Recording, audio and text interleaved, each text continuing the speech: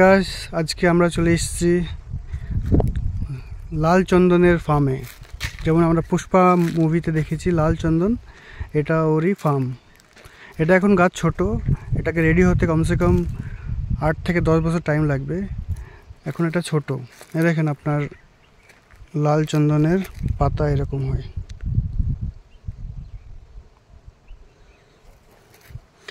এটা 150 থেকে 200 বিঘার ভিতরে এই চন্দন কাঠের ফার্মটা হয়েছে। এই দেখেন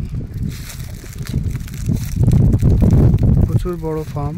এখানে ওপেন প্লট হবে হিসাবে বিক্রি হচ্ছে।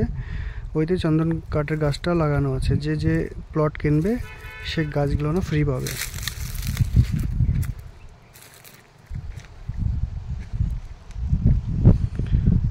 ইন্ডিয়ান রেড চন্দন।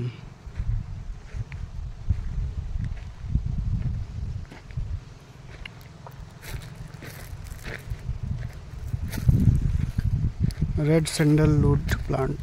এই দেখেন ছাল ছাল ও ছালের ভিতরে এটা রেড রেড টাইপের।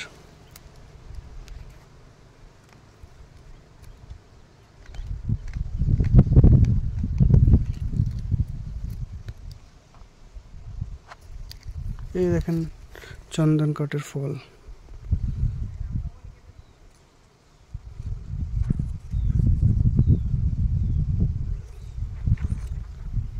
এমন পাতা হয়।